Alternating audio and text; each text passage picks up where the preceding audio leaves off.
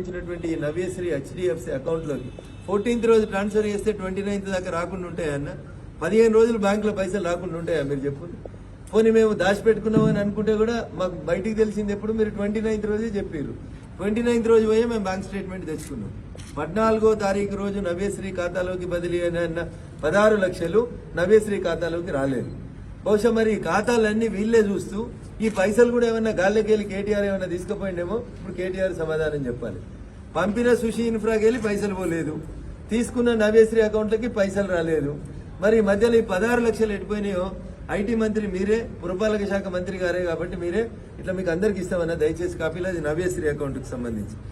ఇంకోటి Vishnuvardhan Reddy, Kasarla Vishnuvardhan Reddy union bank 14th రోజే కాసర్ల విష్ణువర్ధన్ రెడ్డి గారి యూనియన్ బ్యాంక్ అకౌంట్ నెంబర్ కూడా రాసిరు చౌటుప్పల్.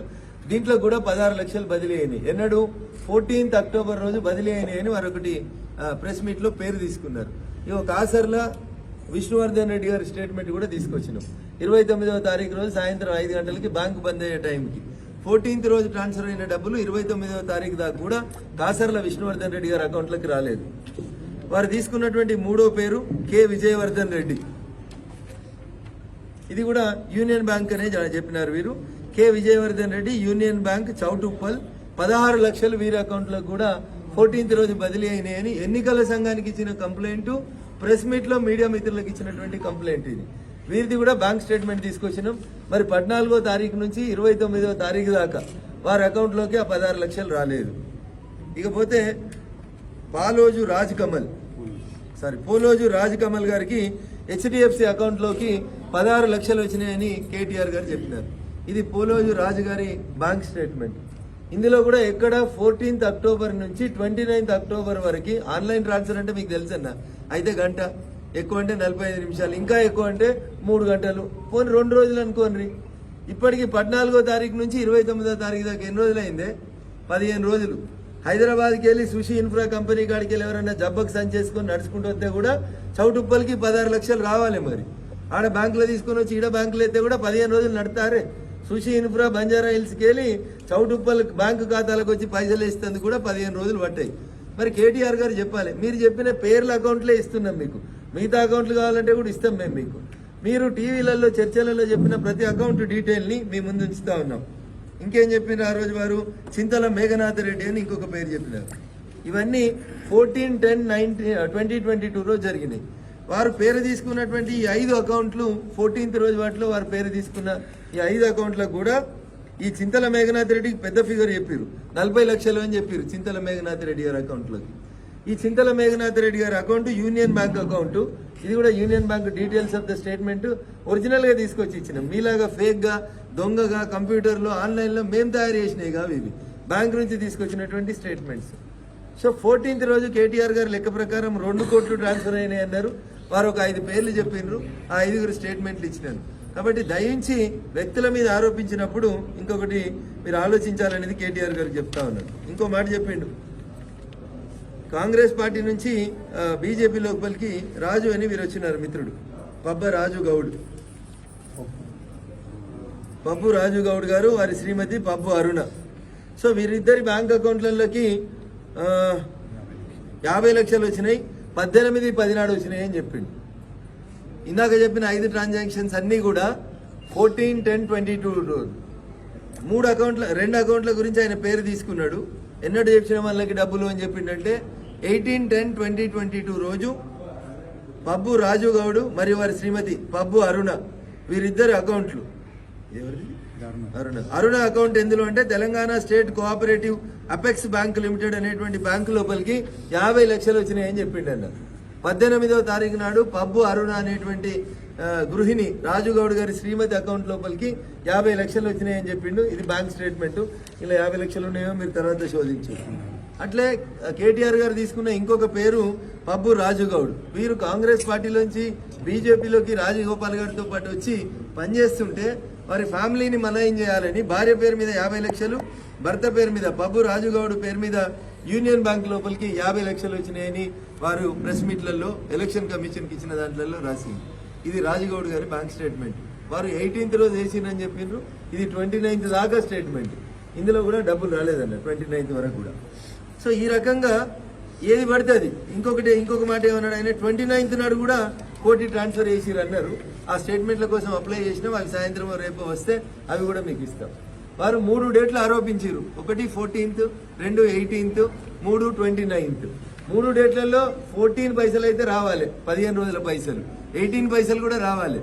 సరే 29 స్టేట్మెంట్స్ అప్డేట్ అయిన తర్వాత ఇవాళ సాయంత్రం ఎప్పుడో తీసుకొని ఆ స్టేట్మెంట్ కూడా మీడియా మిత్రులకు ఇస్తాను. ఈ సందర్భంగా నేను మీడియా ద్వారా రాష్ట్ర ప్రభుత్వాన్ని, కేటీఆర్ గారిని సూటిగా 2-3 ప్రశ్నలు అడగదలుచుకున్నాను. ఒకటి, మీరు టెలిఫోన్ ట్యాంపరింగ్ చేస్తున్నారు, ప్రతిపక్ష నాయకులకు సంబంధించిన ఫోన్లు వింటున్నారు అనేటువంటి ఆరోపణ మీ మీద జూలై 2015 నుంచి ఇప్పటిదాకా ఇంకా ఆరోపణ కొనసాగుతూనే ఉంది. జూలై 30, 2015లో ఒక ఎమ్మెల్యేను కొనుగోలు చేసి ఎమ్మెల్సీ ఎలక్షన్ల కోసమని పోయిన సందర్భంగా నాటి ఆంధ్రప్రదేశ్ ముఖ్యమంత్రి చంద్రబాబు నాయుడు గారు చాలా స్పష్టంగా చెప్పారు. ఏమని? వారు చెప్పినటువంటి మాటలు ఏంటంటే, తెలంగాణ రాష్ట్ర ప్రభుత్వం కొంతమంది ఐఏఎస్ అధికారులను అడ్డం పెట్టి మా అందరి టెలిఫోన్లు వింటున్నారు, ఇది చాలా దుర్మార్గమైన చర్య అని చెప్పి ఆ రోజు ఆంధ్రప్రదేశ్ ముఖ్యమంత్రి గారు చెప్పిన మాటలు నిన్నటి కేటీఆర్ గారి ఎలక్షన్ కమిషన్ కంప్లైంట్ తోటి ధృవీకరించబడుతున్నాయి. ఇంతకాలం మేము ఏమనుకున్నామంటే మా ప్రతిపక్ష ఎమ్మెల్యేల ఫోన్లే వింటున్నారని అనుకున్నాం. మొన్న పైలట్ రోహిత్ రెడ్డి ఇన్సిడెంట్ తోటి ప్రజలకు అర్థం కావాల్సింది ఏంటంటే, ఎవరి ఫోన్లకి రక్షణ లేదు, అందరి ఫోన్లని ప్రభుత్వం వింటుంది.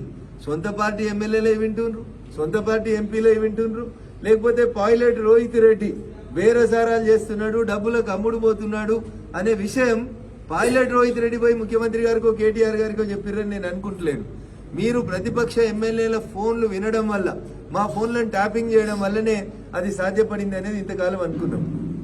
కానీ కేటీఆర్ గారి జమానాలో ఇంకొక అడ్వాన్స్డ్ స్టెప్ కూడా వేసినామని కేటీఆర్ గారు చెప్తున్నారు. ఏమని? మీ బ్యాంకు ఖాతాలని కూడా మేము చూస్తున్నాం, మీ బ్యాంకు బ్యాలెన్స్లలో పైసలు ఎన్ని ఉన్నాయో చూస్తున్నాం, ఎవరి ఖాతాలకి వెళ్ళి ఎవరు పైసలు తీసుకుంటున్నారో చూస్తున్నాం, మాకు అవసరం ఉన్నప్పుడు మీ ఖాతాలకి వెళ్ళి మేము కూడా డబ్బులు తీసుకుంటున్నాము అని చెప్పకనే చెప్తున్నట్టు కనబడుతుంది. నేను వాళ్ళు తీసుకుంటున్నారనే పదం ఎందుకు చెప్తున్నా అంటే, 14th రోజు సుషి ఇన్ఫ్రా నుంచి ట్రాన్స్ఫర్ అయితే 29th దాకా పైసలు గాళ్ళు ఎందుకున్నాయి? డిడక్ట్ ఆ అకౌంట్లోకి వెళ్ళి డిడక్ట్ కావాలి, అయినాయి లేదా చూపెట్టాలి. 2 ఈయన అకౌంట్లోకి వచ్చినాయి, ఈయన అకౌంట్లో పైసలు రాలేదు. మధ్యలో ఎవరు తీసుకుపోయినరు? ఎవరు తీసుకున్నారు? ఇంటెలిజెన్స్ వాళ్ళు తీసుకురా, ప్రభుత్వం తీసుకుందా, మీ మున్సిపల్ శాఖ తీసుకుందా, లేదా టెలిఫోన్ ట్యాపింగ్ చేస్తున్న వాళ్ళే ఈ అకౌంట్లను కూడా ట్యాప్ చేస్తున్నారా? ఇట్లాంటి దుర్మార్గమైనటువంటి ప్రక్రియని న్యాయస్థానాలలోకి బీజేపీ ఎందుకు పోయింది? బీజేపీకి ఏం పని ఉన్నదని పోయింది? సాధువులకి బీజేపీకి సంబంధం లేదు కదా అని అంటున్నారు కదా. ఇగో ఇట్లాంటి విషయాలన్నీ కూడా ప్రోబ్ కావాలని కోరుకుంటున్నాం మేము. మీరు మా మీద బురద చల్లుతున్నారు కదా, ప్రాపర్గా ఇన్వెస్టిగేషన్ జరుగుతలేదు. ఒక హైకోర్టు సిట్టింగ్ న్యాయమూర్తి పర్యవేక్షణలో ప్రతిరోజు ఇన్వెస్టిగేషన్ ని హైకోర్టు జడ్జి గారి ముందు పెడితే కొంచెం నిష్పక్షపాతమైనటువంటి విచారణ జరుగుతుందని నేను కోరుకుంటున్నాను. భారత సర్వోన్నత న్యాయస్థానం, సుప్రీంకోర్టు బ్యాంకు ఖాతాలకి ఆధార్ నెంబర్ని అనుసంధానం చేయమన్న రోజు, ఒక ఫుల్ డే ఆర్గ్యుమెంట్ జరిగిన రోజు సుప్రీంకోర్టు గౌరవ న్యాయమూర్తులు చెప్పిన మాట ఏంటంటే, కొంతమంది బ్యాంకు ఖాతాదారులు ఆధార్ని అనుసంధానం చేస్తే మా డీటెయిల్స్ ప్రైవేట్ పర్సన్స్ కి పోతాయి, కాబట్టి చెయ్యాలన్నా చేయకూడదు అనేటువంటి ఆప్షన్ మాకే ఇవ్వాలని ఈ దేశ సర్వోన్నత న్యాయస్థానం సుప్రీంకోర్టు ముందు కొన్ని గంటల తరబడి ఆర్గ్యుమెంట్ జరిగిన తర్వాత భారత సర్వోన్నత న్యాయస్థానం ఏం చెప్పిందంటే, బ్యాంకు ఖాతాలకి ఆధార్ అనుసంధానం చేయొచ్చా చేయరాదా అనేది అది వ్యక్తుల ఇష్టము. ఆయనకి ఇష్టం ఉంటే ఆయన అనుసంధానం చేసుకుంటాడు, ఆయనకి ఇష్టం లేకపోతే అనుసంధానం చేయకూడదు అని రఘునందన్ రావు అభిప్రాయం కాదు ఇది. భారతీయ జనతా పార్టీ చెప్పలే. ఈ దేశంలో సర్వోన్నత న్యాయస్థానం ప్రజలని పాలించేటువంటి 4 వ్యవస్థలలో ఒక వ్యవస్థ అయినటువంటి కోర్టులు చెప్పినాయి. అంత ప్రైవసీ ఉండాలి, వ్యక్తుల గోప్యతని కాపాడాలి అని సుప్రీంకోర్టు పదే పదే చెప్తుంటే, ఈ రోజు కూడా ఇంకో జడ్జిమెంట్ వచ్చింది సుప్రీంకోర్టు నుంచి. ఇన్ని జడ్జిమెంట్ వస్తా ఉంటే కూడా మా ఫోన్లు వింటున్నారు, మా బ్యాంకు ఖాతాలు చూస్తున్నారు, మా బ్యాంకు ఖాతాలకి వెళ్ళి మేము ట్రాన్స్ఫర్ చేయకుండా మీరే డబ్బులు లేబట్టుకపోతా ఉన్నారు. ఇట్లాంటి దుర్మార్గమైనటువంటి చర్యల్ని చేసి ఒక్క మునుగోడులో ఏదో గెలుద్దామనేటువంటి ప్రయత్నం చేయడం అనేది నిజంగా దురదృష్టకరం, బాధాకరం. బాగా చదువుకున్న వాళ్ళు, మీరు అమెరికాలో ఉద్యోగం చేసి వచ్చిన వాళ్ళు, పెద్ద పెద్ద కంపెనీలకి సీఈఓలుగా చేసినామని చెప్పుకునే మీరు ఇట్లాంటి బ్యాంకు ఫ్రాడ్ వ్యక్తుల వ్యక్తిగత జీవితాల్లోకి, బ్యాంక్ ఖాతాల్లోకి రావడం అనేది దుర్మార్గమైనటువంటి చర్య. 3వ తారీఖు ఎన్నికల ప్రక్రియ ముగిసిన తర్వాత కూడా దీన్ని మేమేం వదిలిపెట్టాం. లీగల్ ప్రాసెస్ కంటిన్యూ అవుతుంది.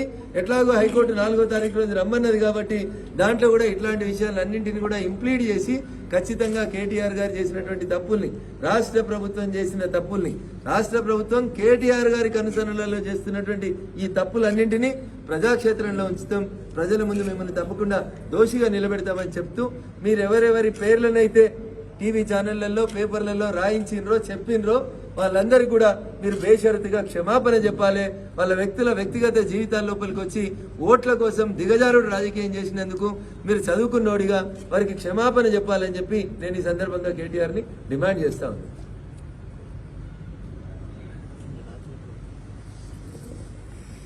ప్రజాస్వామ్య దేశంలో ఎంత చిన్న పొలిటికల్ పార్టీకైనా లేదా ఇండిపెండెంట్ అభ్యర్థికైనా ఎన్నికలలో నామినేషన్ వేసుకున్నప్పుడు ఊర్లలోకి వెళ్ళి నా ఓటు వేయమని అడిగేటువంటి హక్కు ఏ రాజకీయ పార్టీకైనా ఉంటుంది, జాతీయ పార్టీలకు ఉంటుంది, ప్రాంతీయ పార్టీలకు ఉంటుంది. ఆఖరికి ఇండిపెండెంట్ గా నామినేషన్ వేసినటువంటి అభ్యర్థికి కూడా భారత ఎన్నికల సంఘం, లోకల్ గా ఉండేటువంటి పోలీసులు ప్రచారానికి అనుమతించి ప్రచారం చేసుకోవడానికి వెసులుబాటు కల్పించాలనేది భారత ప్రజాస్వామ్య గణతంత్ర దేశమైనటువంటి భారతదేశంలో ఉన్నటువంటి settled law. Bharatiya Janata party నిన్న ఆరేగూడెం అనేటువంటి గ్రామంలో పర్మిషన్ తీసుకొని మేం ప్రచారం చేస్తా ఉంటే మా ర్యాలీకి అడ్డంగా వచ్చినటువంటి కొంతమంది టీఆర్ఎస్ కండువా వేసుకున్నటువంటి నాయకులు, మరి వాళ్ళ నాయకులు కాదో పెయిడ్ ఆర్టిస్టులో, పైసల్ ఆర్టిస్టులో నాకు తెలియదు, కానీ వాళ్ళు వచ్చి ఒక పార్టీకి సంబంధించినటువంటి ప్రచారం జరుగుతుంటే మీరందరూ కూడా చూపెట్టినారు టీవీలలో. ధన్యులం, మేము అదృష్టవంతులం. ఎట్లా రాళ్లతోటి, ఇటుకలతోటి, కట్టెలతోటి కొట్టి 5 వ్యక్తుల్ని గాయపరిచిండ్రో మీరు ఒకసారి దయచేసి చూడాల్సిందిగా. దీన్ని ఎన్నికల సంఘం దీన్ని సుమోటోగా కేసుగా తీసుకొని అక్కడ దాడికి పాల్పడినటువంటి టీఆర్ఎస్ పార్టీ నాయకులందరూ కూడా వీడియో విజువల్స్ లో కనబడుతున్నారు. కాబట్టి వారిని వెంటనే రిమాండ్ చేయాలి.